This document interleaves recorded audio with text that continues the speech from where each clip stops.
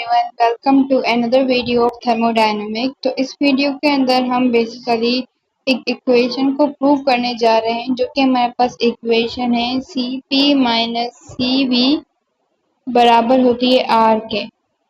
R क्या है हमारे पास? R हमारे पास बेसिकली गैस कांस्टेंट है।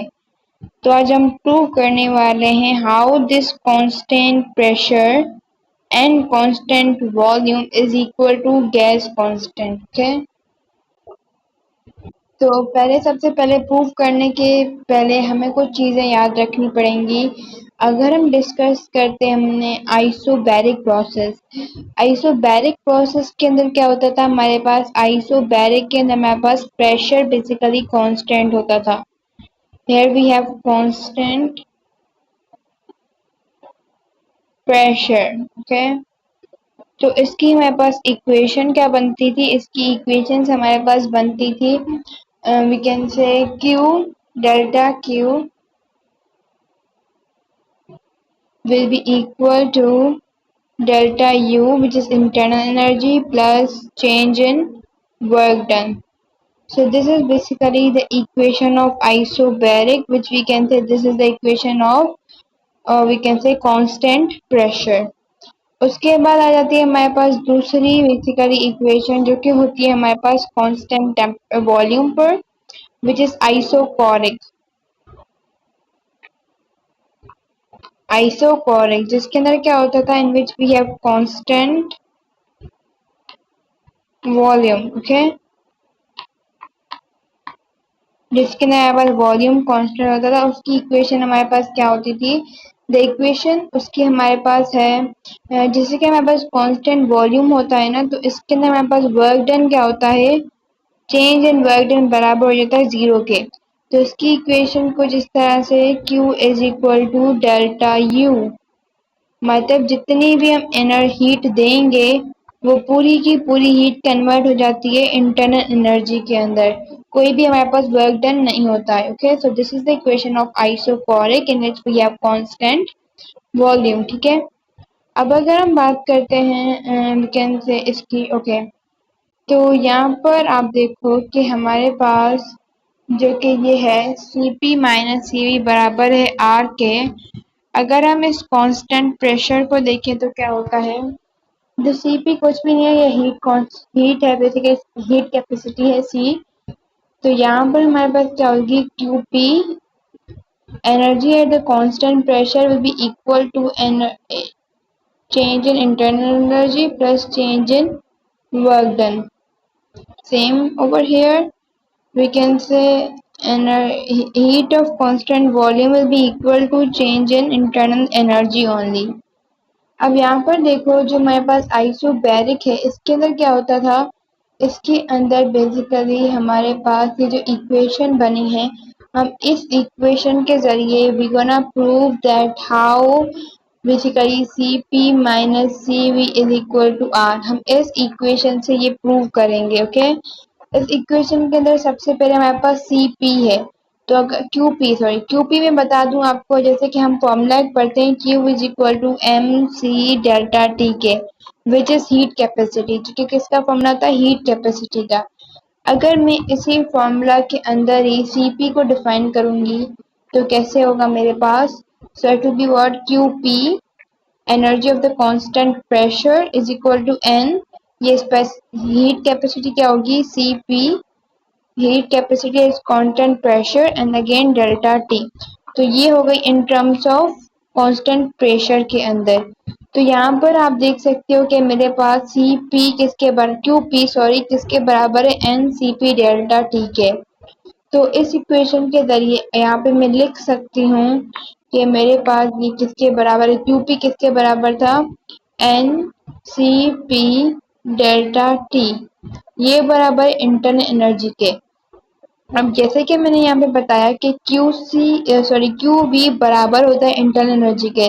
जितना मैं बाहर से हीट दूंगी कांस्टेंट वॉल्यूम पर, उतना ही हमारे पास इंटरनल एनर्जी के अंदर चेंज आएगा, मतलब कोई भी वर्क डन नहीं होगा। ओके, तो अगर मैं इसको बेसिकली एक फॉर्म के अंदर लिखूंगी तो क्या होगा?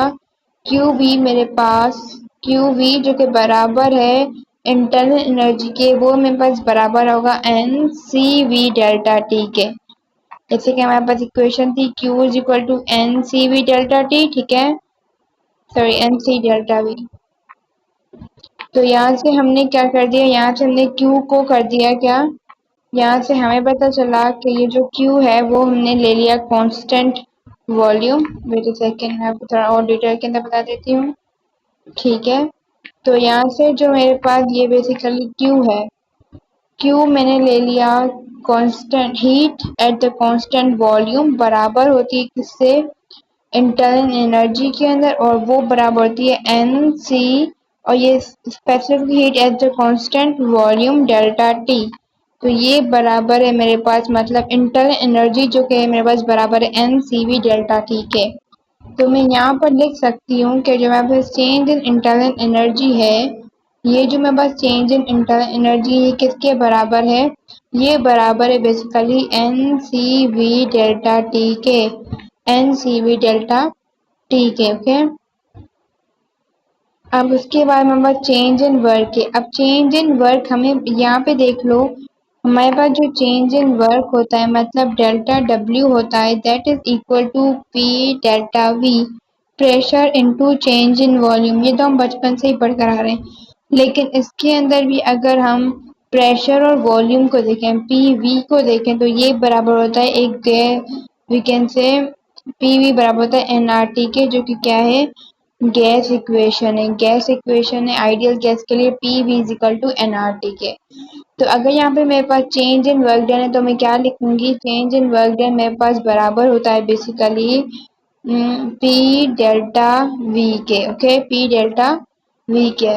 अब इसको मैं फर्दर डिफाइन कर लूंगी, सी पी डेल्टा टी बराबर होता है N C we delta T के, और प्लस अभी पीवी किसके बराबर है, एन आर टी के बराबर है।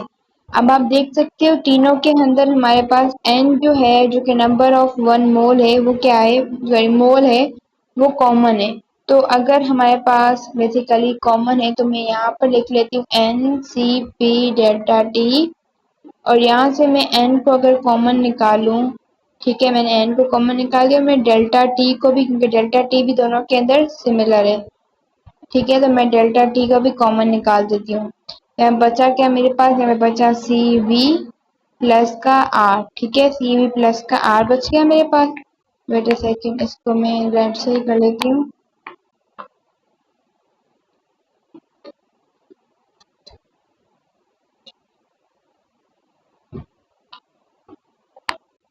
ठीक है। अब मेरे पास क्या हुआ, अब मेरे पास बेसिकली जो n है वो n से, क्योंकि ये यहाँ से पूरी इक्वेशन मल्टीप्लाई करवा रही है, वहां जाएगी डिवाइड हो जाएगी, तो फिर मेरे पास n से n कैंसिल होगा, डेल्टा t से डेल्टा t कैंसिल हो गया, मेरे पास बचा यहाँ पे क्या, सी पी बराबर किसके है, सी वी प्लस से आर के। अगर हमें गैस कांस्टेंट बताना है तो ये सी पी अगर यहाँ पे प्लस हो रहा है तो बेसिकली वहां जाएगा तो क्या होगा, माइनस हो जाएगा, तो ये क्या होगा, सी पी माइनस का सी वी बराबर होता है गैस कांस्टेंट के। तो ये यहाँ पर हमारे पास इक्वेशन प्रूव हो गई कि हमारे पास जो specific heat capacity constant pressure पर है, उसके अंदर से अगर हम स्पेसिफिक हीट कैपेसिटी और कांस्टेंट वॉल्यूम की माइनस कर देंगे तो हमारे पास वो बराबर हो जाएगी गैस कांस्टेंट के, जो कि क्या है, आर। आर क्या है हमारे पास, गैस कांस्टेंट। तो यहाँ पर हमारे पास इक्वेशन हो जाती है proof. So here we have prove the equation.